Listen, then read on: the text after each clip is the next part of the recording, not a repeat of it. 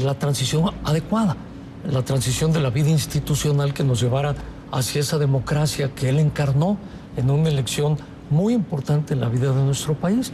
La gente sintió que con el presidente Fox vendría el cambio. Y la verdad es que la debilidad que se había tenido por otros presidentes ante el sistema, con el presidente Fox incluso llegó a pensarse en cierta complicidad, porque trabajó con el sindicalismo corporativo y lo llevó a tomar decisiones. Con el que había trabajado el PRI toda la vida. Así es, así es. Eso es parte de lo que se esperaba que el presidente Fox cambiara, que se viera esta transición, esta ruptura de los viejos moldes, entre ellos este clientelismo electoral con el sindicalismo. Y él lo que hace es una reinvención del sistema.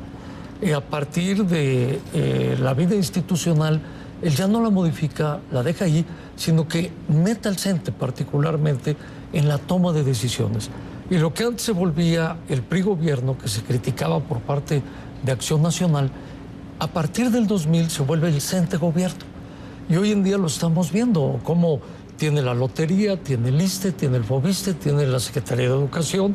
Son posiciones muy importantes que conserva. Pero tú llegaste a la presidencia nacional del PRI acompañado de la maestra Elbester Gordillo como candidata a la Secretaría General y me imagino que trabajaron juntos algún tiempo hasta que tuvieron su gran separación.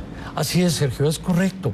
Y parte del libro, que es muy autocrítico, dice cómo en esta convivencia del sistema, en ocasiones te obliga a hacer alianzas, como la hizo Manuel Camacho cuando quiere competir contra Luis Donaldo, esa alianza del Elbester con Manuel Camacho, o luego la del presidente Salinas para sacar la elección de Ernesto Zedillo y ganar en el 94, o luego la del presidente Zedillo para poder tratar de hacer una reforma educativa que finalmente no se pudo hacer.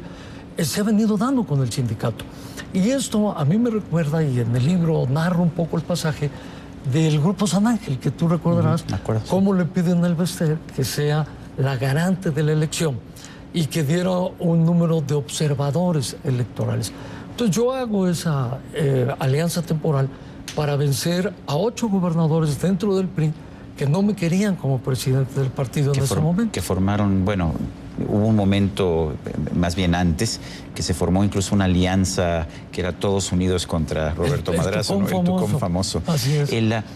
¿Tú piensas, Roberto, que tú debilitaste al PRI? Cuando vemos los resultados del 2006, vemos que tu resultado como candidato presidencial fue bastante inferior al resultado que obtuvo el PRI en el Congreso de la Unión. Y hay quien dice, el problema fue que nos equivocamos de candidato. Roberto Madrazo fue el candidato equivocado. ¿Qué opinas? Mira, hubo varios elementos que dañaron la candidatura. Nosotros tuvimos prácticamente la votación histórica que el PRI había tenido, casi los 11 millones de votos. Sin embargo, nos dañó el asunto de Montiel, nos dañó el asunto de Mario Marín, nos dañó esta ruptura con el sindicato de maestros y que los maestros se confrontan durante toda la campaña con el partido. Claramente, si vemos los resultados de Nueva Alianza no te apoyó a ti a la presidencia, pero sí apoyó a candidatos del PRI, o el magisterio sí apoyó a candidatos del PRI en ciertas diputaciones, por lo menos. En algunos distritos, en efecto, y ellos trabajan en contra del PRI, igual que trabaja la CROC, siendo una organización del PRI, trabaja en contra del PRI, porque coopta el presidente Fox a estos grupos para apoyar al candidato Calderón. Y de esta manera vemos, como lo dice José Antonio Crespo, al final, muy cerrada la elección, y ahí es donde hace José Antonio Crespo aquella cita que dice que la verdad numérica no corresponde a la verdad jurídica, y que al final, en el mejor caso, lo mejor que podía saber la sociedad es que alguien había ganado, pero no con claridad la elección, y que el presidente actual estaba por una decisión arbitraria y no por una elección democrática en la cita de Crespo. Y esto es lo que me da un poco la impresión, Roberto, que me estás diciendo, es que nosotros perdimos, o yo perdí por Montiel, por Marín, por una manipulación de la maestra, por una manipulación del presidente Fox, pero yo no perdí. ¿Eso es lo que estás diciendo? No, porque en el fondo, cuando escribí La traición, hago la autocrítica. En primer lugar, un candidato pierde por sus propios errores. Claro. Es lo más importante. Y tú lo reconoces. Sí. Y los has reconocido. ¿Cuáles fueron tus errores más grandes? Mira, uno muy grave fue el debate, el primer debate. El primer debate fue tremendo, Sergio. No me preparé para el debate. Técnicamente fue muy malo. Sí. Me confié y di un mal debate, un pésimo debate. El segundo es que no supervisé que tuviéramos una estructura electoral adecuada para poder competir en la elección, porque ahí había varios maestros que yo apostaba que iban a jugar a su libertad, pero en esencia al final del día no fue así. Ellos respondieron todavía a la indicación de su sindicato. Hablas de un despojo. ¿Quién nos despojó, Roberto? Mira, es una larga historia. El libro viene contándonos cómo desde la independencia, en una mirada larga de 200 años, es desde la independencia la reforma, o una mirada corta de la revolución para acá. En aquellos años, cito por ejemplo el hecho de la reforma, cómo se equivoca la reforma en una falla enorme cuando hace el cambio de titulación de la tierra y surge una clase terrateniente que despoja a la nación de un buen sector de tierras a partir de la reforma y reforzando lo que había pasado en la independencia. Y luego como la ley de lotes baldíos de Porfirio Díaz reafirma esa clase terrateniente. Y luego viene ya la revolución.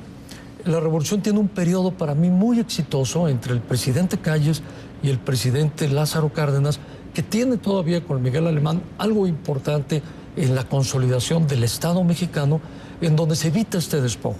Pero de 1940 a la fecha, la historia de México puede ser una historia permanente de un gran despojo, como si hubiéramos tenido estas oportunidades perdidas por el despojo que se ha hecho a la nación de, en muchos momentos, de la oportunidad para transformar las cosas, incluso de su propio recurso, de su patrimonio nacional. Tu padre, Carlos Madrazo, luchó dentro del PRI para transformar al sistema. ¿Sientes que tú has tratado de hacer lo mismo? ¿Has tratado de luchar dentro del PRI para transformar el sistema? Sí, mira, yo estoy convencido. Él en el 65, como lo narras, hizo un esfuerzo extraordinario. De hecho, era un año de quiebre para la vida del país, un momento excepcional.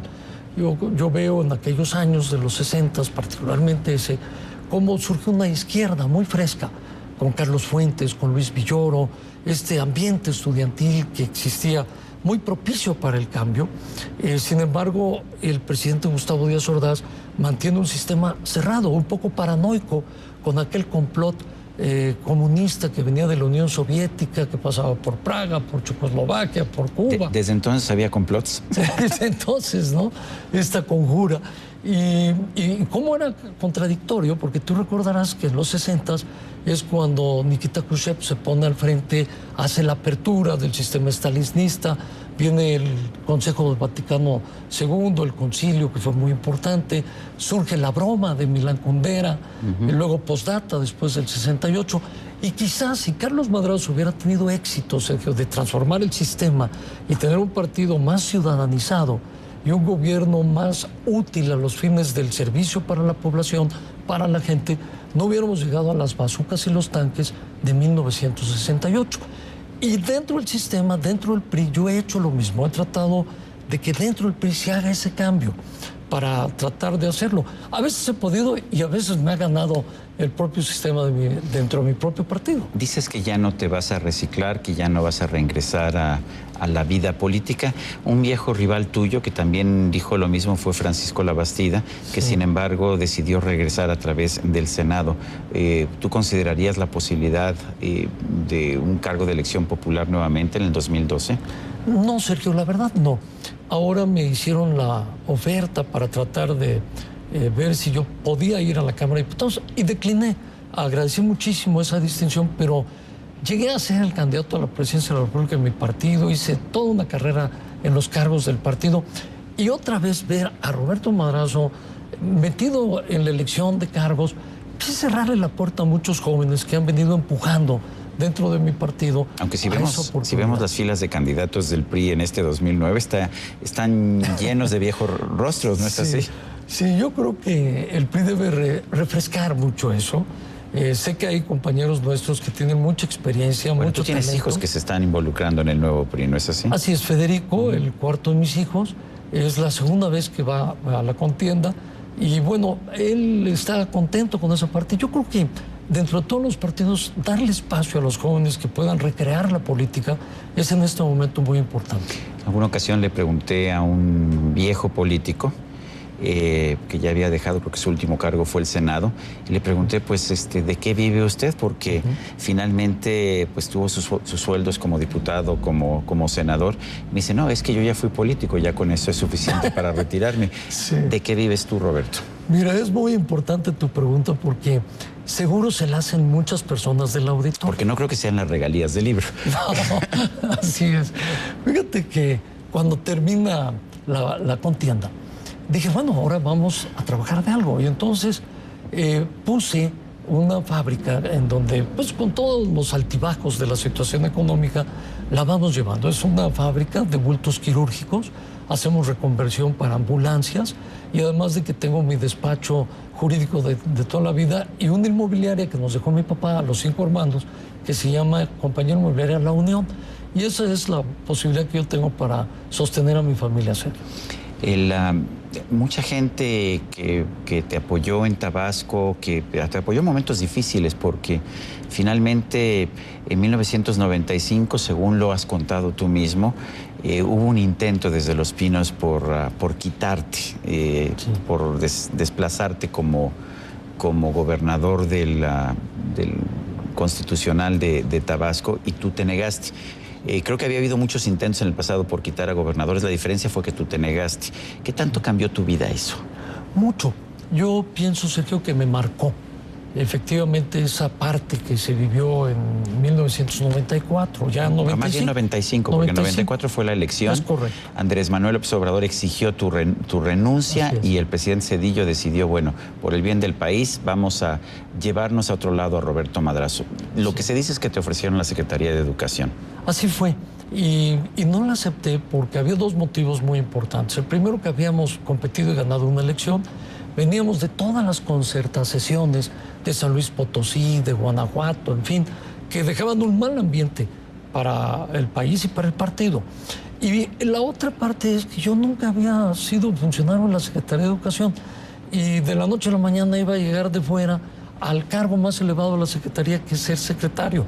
Entonces era una verdadera contradicción. Hay quien dice, Roberto, que ya habías aceptado, pero la rebelión del Congreso fue lo que te decidió quedarte en Tabasco. No, mira, la verdad nunca acepté. De hecho, yo estaba consciente que el presidente, en aquel entonces electo, no quería que yo fuera en su momento el candidato. ¿Nunca tuviste buena relación con Zedillo? Sí, incluso trabajábamos, él era el secretario de Educación y yo el presidente de la Comisión de Educación de la Cámara de Diputados. La relación era cordial, era buena, pero había un proyecto de sacar un candidato único entre el PRD y el PRI en Tabasco y que pudiéramos tratar de unificar esa competencia, lo cual es... En un momento muy difícil, muy además. Muy difícil, efectivamente. Ya nunca te quedaste a vivir en Tabasco, dejaste la gubernatura, ya no te quedaste, y hay quien dice, Roberto Madrazo fue como tantos otros gobernadores del PRI que llegan en el avión, que se quedan un rato, se quedan su sexenio y después toman el avión y se regresan a la Ciudad de México. ¿Qué les dices a los tabasqueños cuando te dicen eso? Fíjate que ha sido efectivamente una crítica muy reiterada que ha existido. Nosotros hemos mantenido una casa en Tabasco, que es la casa de todos ustedes, y lo que me ha impedido estar todo el tiempo en Tabasco, o al menos vivir plenamente en la entidad, es la enfermedad de mi mujer. Isabel no resiste en su enfermedad la humedad. Y eso me hizo trasladarme a la Ciudad de México, aunque voy y vengo, pero me hubiera encantado quedarme a vivir y a trabajar desde allá. Y esto, bueno, me trajo a la Ciudad de México nuevamente. ¿Cómo ves al PRI actualmente? ¿Son ciertas las leyendas de que Carlos Salinas de Gortari está detrás de todo el PRI y manipula a todo el mundo como títere? Fíjate que yo no creo. La verdad, a veces pienso que se hacen demasiados comentarios sobre la personalidad del expresidente Salinas. En el tiempo que me tocó ser presidente... ¿Sigues teniendo relación con él, con Carlos Salinas? En algunos momentos sí nos hemos encontrado. Tengo un rato no verlo porque... Es que hubo gente que decía que tú eras el candidato de Carlos Salinas en el 2006. Así lo decíamos. ¿Sí lo eras? No, la verdad no. De hecho, él, cuando fui incluso presidente del partido, nunca hizo una llamada para recomendar a alguien. No, No pasó nada de eso. Yo en el libro incluso cito cómo en el periodo del presidente Salinas hubo una gran claudicación. Él logra una gran reforma electoral, por un lado, que fue terminal con la formación del IFE, fue fundacional, muy importante para la vida fueron 3 reformas, democrática. hizo una en 90, otra en 93 y otra en 94. Así es, sí. Recuerdas que arranca desde enero 89, todo un proceso. Y a don Fernando Gutiérrez Barrios, esa era su función. Efectivamente. Y creo que se consolida muy bien esa parte de la reforma. Y todo ese éxito, a mi ver, a mi punto de vista, lo echa por la borda cuando claudica frente al poder del sindicato de maestros, que venía la reforma educativa. Y el libro trae un capítulo muy crítico en ese sentido de la claudicación que dejó vivo al sistema del sindicato corporativista del CENTE. Vamos a hacer una pausa en este momento. Estamos hablando con Roberto Madrazo. Él fue candidato presidencial del PRI. Ha sido un hombre que ha ocupado muchos cargos importantes. Acaba de publicar El Despojo.